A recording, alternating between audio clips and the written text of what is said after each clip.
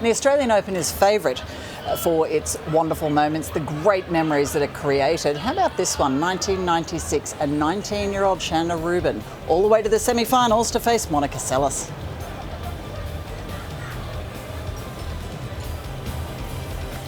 This was such a moment, Roger Rashid, wasn't it? 19 years old, that's so exciting. When you're that young and you've got, you know, and you're from America and they've had so many great players, and then you're trying to emulate that and be successful on a Grand Slam stage.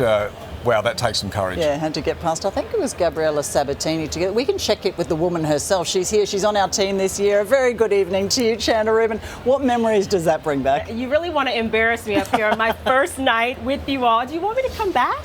We do, but we loved watching that. Tell me that's not a wonderful memory. No, even though you ended up losing the semi-final, but what a great road that was. 19, what's that like, the excitement? That was a few years ago. I was 19 years old, but it's a fantastic memory. And, you know, I lost the match against Monica Seles in that semifinal.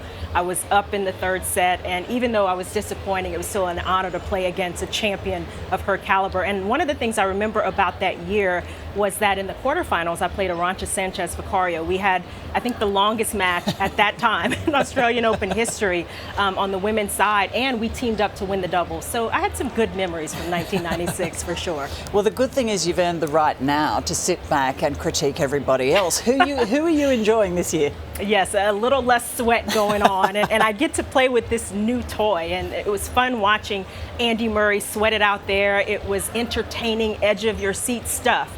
But the matches on today's day session on Rod Laver Arena were a little more straightforward. The number 3 seed Garbine Muguruza, the number 7 seed Iga Swiatek, and number 2 Daniil Medvedev all moved through in straight sets.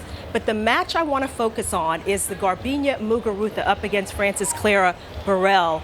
And Burel is a 20-year-old who's a former #1 junior in the world and has made a nice transition to 77 on the WTA Tour. But Muguruza, a multiple Grand Slam champion, number 3 seed, all of the expectations on her. And sometimes that can be the toughest matches to get through. But Muguruza, a perfect 10 for 10 in first rounds. And some of these numbers tell the story why she got through today. First serves made 68%, and she did a pretty good job behind second serves as well.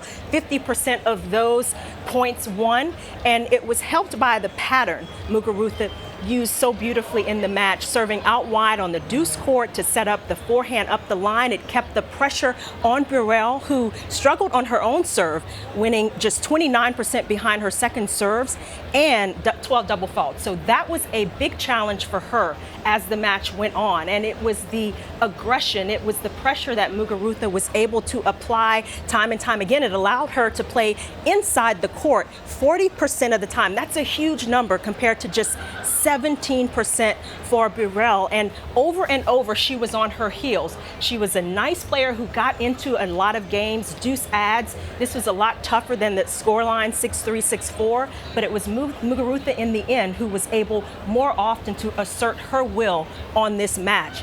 Another one of the patterns I want to dig a little deeper into is Muguruza's ability to move the ball. She very rarely gave Burel the same shot twice. Cross court down the line, it kept the French woman on her heels. It allowed Muguruza to play inside the court more often. And you see the balls in yellow, those rally hit points. Muguruza able to move inside the court more, especially on big points. And the red balls were the winners that Muguruza was able to hit. So often she was at the net with the swinging volleys. You know, she wasn't always as comfortable, but it was the moves she was able to make that kept the pressure on her more inexperienced opponent. It was an impressive effort for the 2020 runner-up here, and she's gotten a great start to this year's tournament as well.